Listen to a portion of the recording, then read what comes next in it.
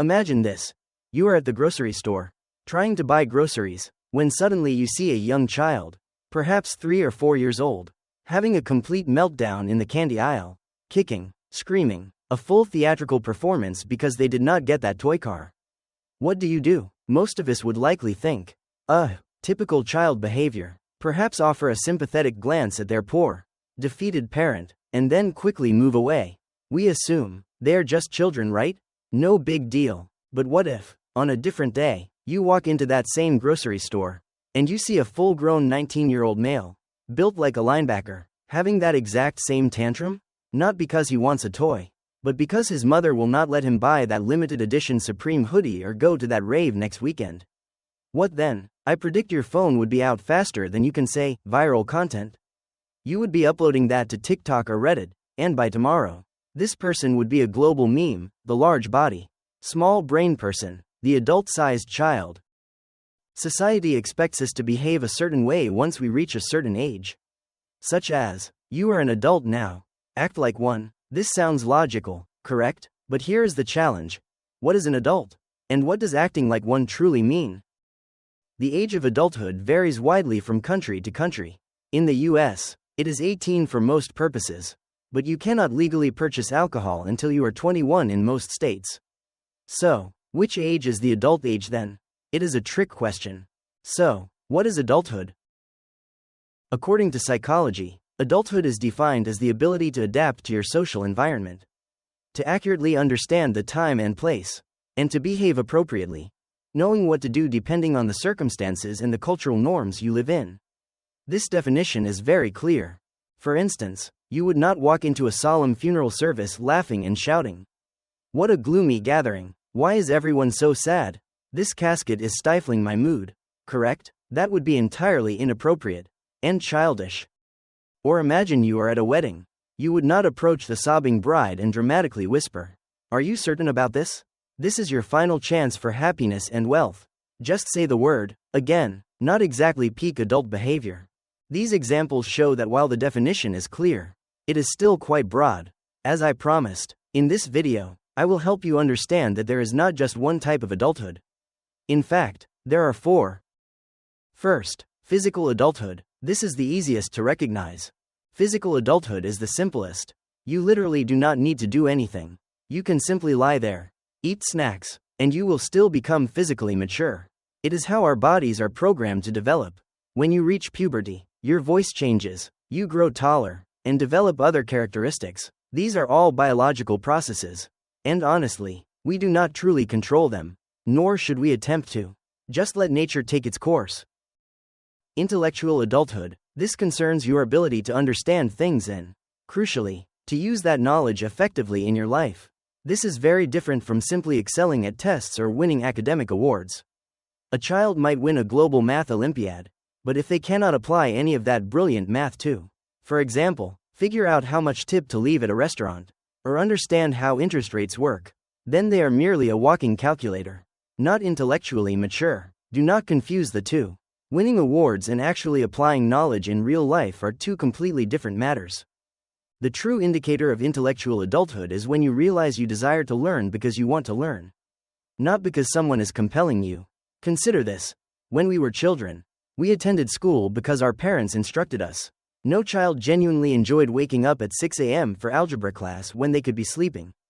But as adults, we recognize that to advance in our careers, to create a comfortable life for ourselves, we require certain knowledge. Therefore, waking up early to learn is no longer someone else's demand.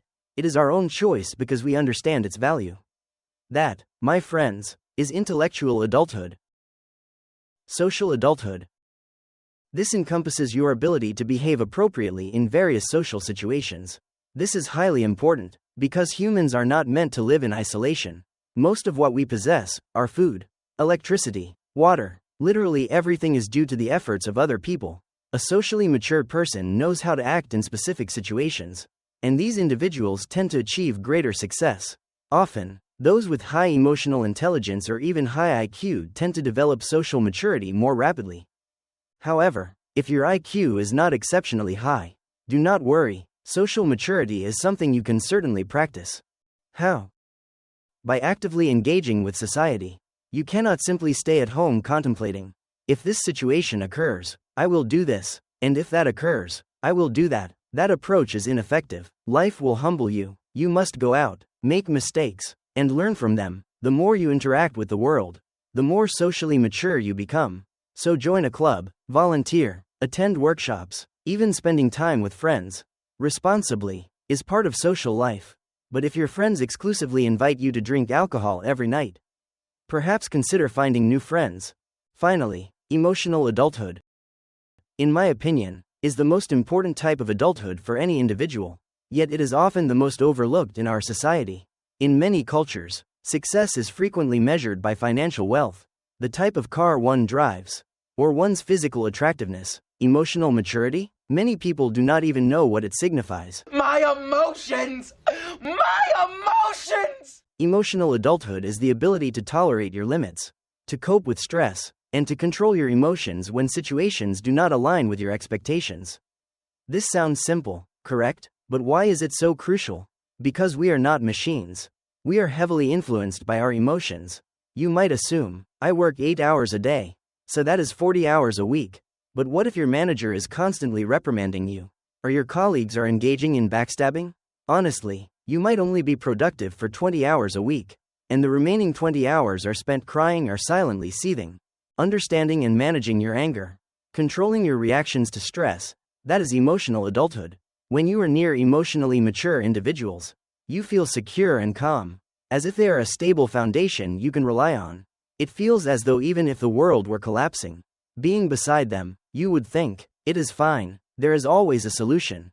They are not superheroes, they experience joy, anger, and sadness just like you. However, they comprehend their own emotions. They know how to prevent negative feelings or stress from overwhelming them.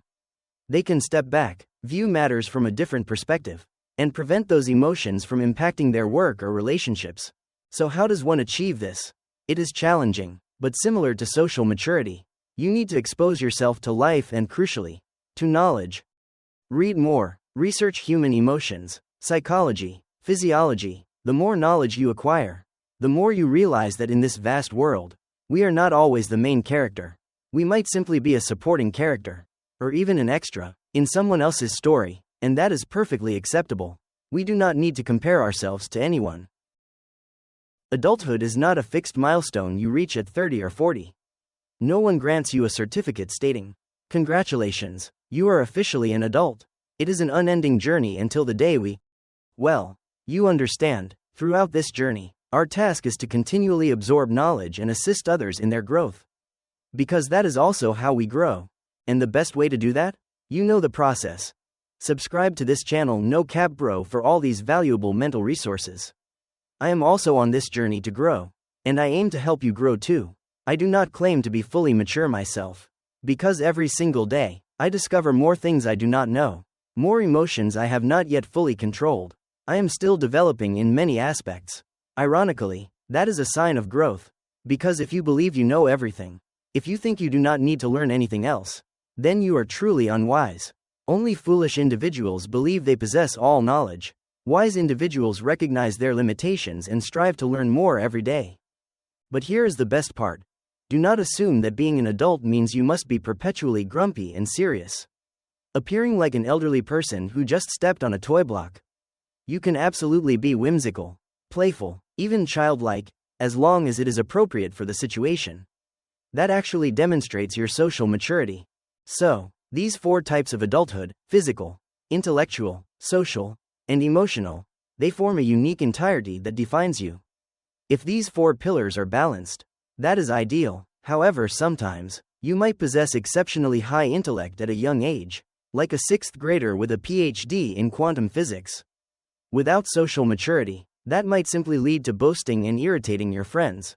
Your social standing would decrease rapidly. Therefore, let us learn to listen more, especially to those with knowledge, and only share our knowledge when others genuinely desire to hear it. Together, we can shorten our journey to adulthood and grow collectively. So, please subscribe, ring the bell to support more content like this from No Cap Bro. Stay excellent, stay learning, and keep growing. Peace out.